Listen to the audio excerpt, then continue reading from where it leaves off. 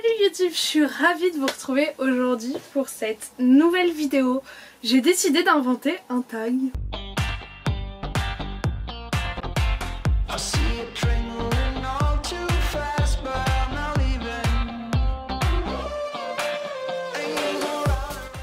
C'est un petit peu bizarre, je sais pas trop comment l'appeler et ça peut peut-être faire doublon avec des tags qui existent déjà, mais je sais pas, j'avais envie de vous poser ces questions, que vous m'y répondiez, que moi forcément j'y réponde. J'avais envie de voir ce tag sur les chaînes de mes amis, sur des blogs, sur plein de trucs, donc voilà. Je me suis dit, on lance ça dans la planète, dans la nature, on verra bien. C'est un tag que je pense appeler Get to Know Me ou apprenez à connaître le lecteur que je suis. Bref, vous avez compris la vibe. Il y a 10 questions, il y a un petit peu de tout et c'est histoire de blablater et de soulever quelques petits sujets. Voilà, j'espère vraiment que ça vous plaira. La première question c'est depuis quand lis-tu et quand as-tu commencé, si tu as un blog, une chaîne YouTube, un compte Instagram, un compte TikTok, je sais pas, ce que tu veux. Et donc pour ma part, je lis depuis que je suis toute petite. C'est quelque chose que j'avais toujours, le livre du soir avec mes parents, puis avec ma soeur. J'ai toujours eu ce plaisir de ma mère qui m'emmenait en librairie et j'avais le droit d'acheter un livre, ce genre de choses. Il y a eu une petite période, je pense, c'était peut-être en seconde où j'ai un petit peu moins lu. Un petit peu, mais dans l'ensemble c'est vrai que la lecture ça a toujours fait partie de ma vie. Il y a eu des pannes de lecture, il y a eu des moments où j'étais à fond dans Gossip Girl donc je ne lisais pas, mais j'ai pas eu ce truc comme beaucoup où tu lis beaucoup quand t'es petit et après tu découvres pas de nouveau la lecture avant de lire Hunger Games ou Divergente ou que sais-je. Donc voilà, c'est quelque chose qui m'a toujours permis un peu de m'évader, donc je suis très contente. Et j'ai mon blog, ma chaîne YouTube depuis le 14 février 2017, donc on a fêté les 3 ans récemment. 3 ans 4 ans Non, 3 ans. Attendez, on s'est trompé 18, 19, 20, 21. 4 ans. C'est bon, on a fêté les 3 ans, je sais plus. Je crois qu'on s'est gouré d'un an. Oh les pires, on est vraiment une communauté de nuls hein. Non, je pense que j'ai dû mettre 4 et là j'ai oublié. Et je pense que j'ai dû créer mon compte Instagram peut-être un mois après, un truc comme ça, mais Insta pour moi c'est vraiment juste la messagerie qui m'intéresse et les stories. J'essaye de poster plus cette année. Mon but c'est de poster tous les livres que je lis, au moins qu'il y ait une photo sur mon compte pour qu'en fait je m'en rappelle et que ça documente un peu mes lectures. Mais voilà, et sinon j'avais... Oh mais oui, j'ai eu un blog, mais j'ai jamais rien posté dessus. Ça s'appelait Les lectures d'un pingouin je crois. Et c'était sur WordPress et j'avais essayé mais j'avais pas aimé, du coup après j'avais fait des vidéos et là j'avais trouvé ça beaucoup plus simple. Et aussi j'avais voulu tenter un blog sur Livre Addict mais bon c'était pas incroyable. Quel est ton genre préféré? Je pense que mon genre préféré c'est la romantasy, donc la fantasy avec de la romance ou alors juste de la romance, ou j'aime bien aussi un bon contemporain sympatoche, mais c'est vrai que la fantasy avec de la romance c'est vraiment le truc qui me plaît le plus, surtout en ce moment. Mais bon, je pense que comme tout, ça va changer. La pépite de ta bibli. J'étais obligée de mettre le mot pépite à un moment, vous pouvez même faire pépite. Ça peut être, je sais pas, un livre que tu aimes trop, un livre où t'es hyper attaché sentimentalement, un livre que tu trouves magnifique, un livre que t'as galéré à avoir, je sais pas. Moi pour ma part, je décide de vous parler de cette édition collector de Un palier d'épines et de roses, donc A Court of Thorns and Roses de Sarah J. Maas, qui est magnifique, genre vraiment. Au début je me disais Agathe t'as vraiment craqué pour rien voilà, et en fait aujourd'hui j'en suis tellement heureuse de l'avoir. Le 1 n'est absolument pas mon préféré, mais je trouve que c'est très symbolique quand même d'avoir le tome 1 de sa saga préférée en collector, donc voilà, je dirais que c'est ça ma petite pépite de la bibliothèque. La question 4 c'est ton souvenir le plus cocasse en rapport avec la lecture. Alors là c'était vraiment en mode, mais un truc je sais pas, drôle, sympa, un truc où tu dis punaise c'est vraiment parce que j'aime les livres que ça m'est arrivé. Et je sais pas, je pense que ça sert à rien de vous parler de toutes les fois où j'ai inventé que j'avais un truc important à faire alors qu'en fait je voulais juste finir mon livre et que j'annulais de voir mes potes, ma famille, voilà. Sinon il y a eu les heures, mais des heures que je passais aux toilettes à lire pendant les repas de famille. Je cachais mon livre, genre sous, vous savez souvent vous avez le toilette et le mur, et entre les deux en bas vous avez un petit recoin, et genre je me cachais mon livre là, mais fallait, tu vois, fallait être intelligent, genre je lisais que un chapitre à la fois. Ils devaient tous se dire elle a la gastro. En vrai, vous vous rappelez ou pas du truc quand t'avais ta DS dans ton lit et que tes parents ils montaient voir et que tu cachais la DS et tu faisais semblant de dormir comme ça? Et ben moi en fait la DS me servait à illuminer les pages de mon livre et je lisais comme ça et après je cachais mon livre. Et je me rappelle d'un livre que j'ai lu jusqu'à 4h du matin quand j'étais genre en primaire. Faut savoir, quand j'étais petite je détestais dormir, je trouvais que c'était une perte de temps, j'aimais pas ça, genre vraiment j'étais juste dans mon lit en mode non mais je vais pas dormir, ça sert à rien, j'ai plein de choses à faire. Et j'avais ce livre que je crois une amie de ma mère m'avait donné, c'était les Sœurs Olsen, donc Mary-Kate et... comment il s'appelle l'autre, je sais plus. Et c'était un truc nul, je crois elles étaient en croisière ou un truc comme ça. Et j'ai dévoré le livre, il devait faire 200 pages, j'étais en CM2 et j'étais là, ouais, trop bien, trop bien. Et je m'étais couchée à 4h du matin et le lendemain je m'étais endormie en classe et tout le monde était là en mode mais qu'est-ce qui t'arrive? Et moi j'étais en mode je suis malade. Non, pas du tout. Ouais, non, je pense que là je vous en ai raconté pas mal. Il y a aussi cette fois je lisais les Héros de l'Olympe et c'était un garçon au patin qui me les prêtait. Et en fait il m'avait prêté le 1 parce qu'il me prêtait tous les Percy Jackson et il m'avait prêté le 1 en me disant tiens c'est la suite, ça se trouve tu vas aimer. Et j'ai été retournée le voir 2 jours après et j'étais là, je fais bah j'ai fini, j'ai adoré, merci. Et il était en mode déjà mais ça va pas. Et moi je venais de me bouffer 600 pages en une journée et j'étais là, il y a quoi? YOLO. Donc ouais, et après en fait il était à l'internat, du coup il arrivait plus à suivre le rythme, donc j'avais dit laisse tomber, c'est bon, je vais me les acheter maintenant. Et j'avais vraiment lu les 3 premiers tomes des Héros de l'Olympe en une semaine, enfin vraiment j'avais abusé. Question 5, The bouquin, The livre à lire dans ta vie. Et là je vais vous parler d'un livre que j'ai pas relu depuis que je l'ai lu pour la première fois en 6ème. Mais c'est Ceux qui n'ont pas pu nous prendre de Ruta Sepetys et c'est magnifique. Et il y a Harlan Coben d'ailleurs qui dit derrière Ruta Sepetys signe un roman bouleversant, magnifiquement écrit et capital. Et c'est exactement ça, c'est beau, ça traite de sujets, c'est pendant la Seconde Guerre mondiale. Avec donc une fille qui est déportée en Sibérie, tu vois tout son trajet en train, la manière dont en fait ils sont considérés comme rien, même plus des êtres humains, rien du tout. Et ça m'avait choqué, marqué, et c'est vraiment un livre qui m'a changé.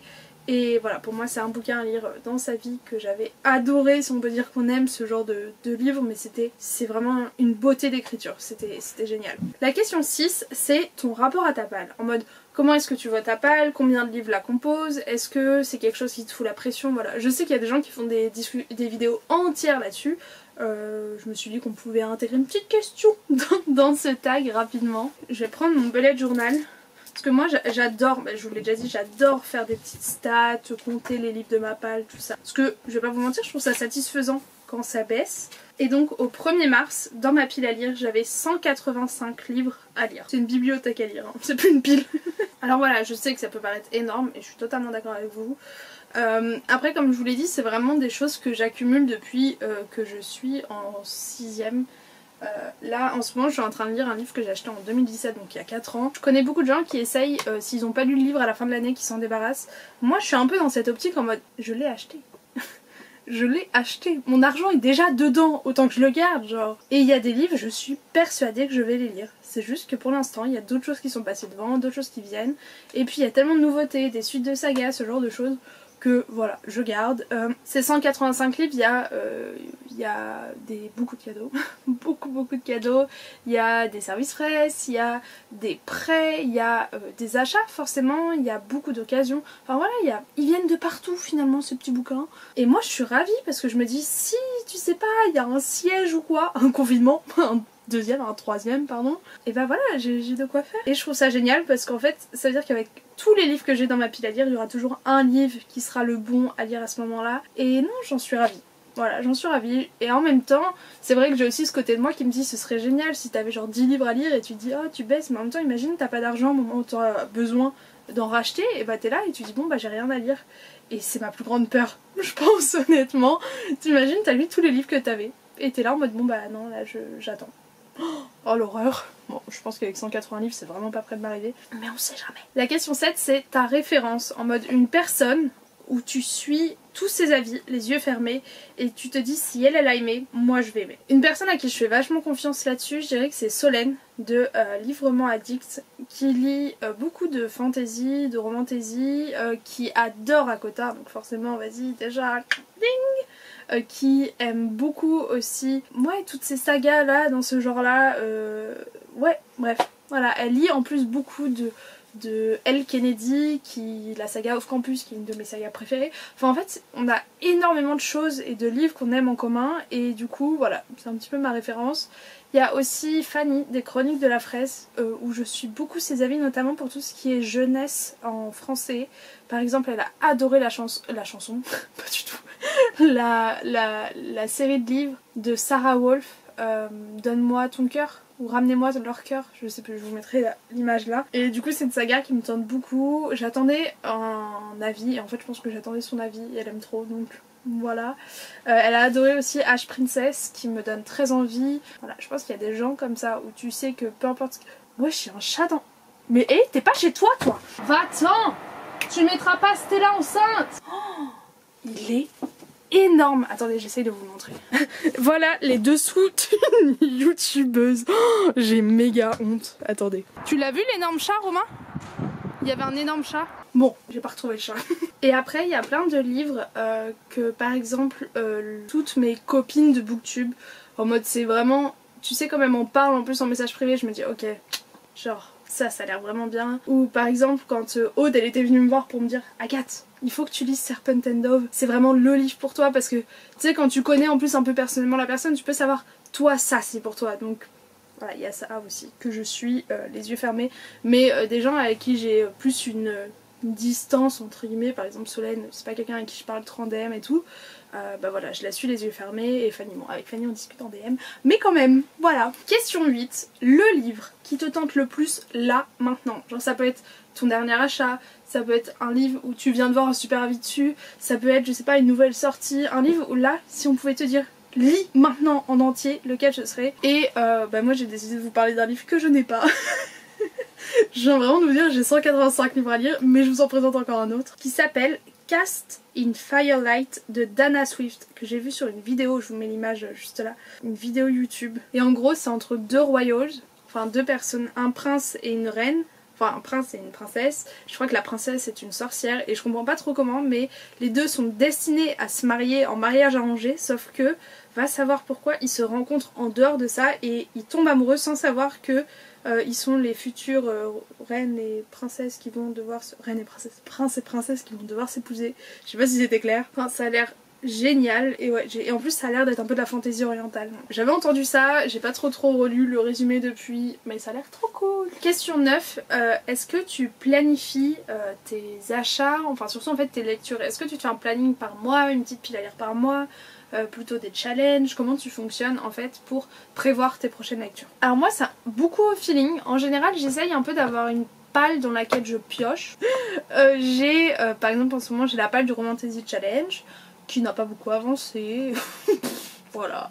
Ou alors j'ai une palle de saison parce que les palles mensuelles mais parfois j'en fais pas forcément une vidéo et je me dis tiens ce mois-ci j'aimerais bien que tu lises, genre je me parle dans ma tête, j'aimerais bien lire ces 3 livres là et voilà, et ça me fait une base. Et en fait c'est juste que du coup ils sont sur mon bureau donc je les vois tout le temps et je me dis bah tiens une fois que j'ai fini hop je commence lui.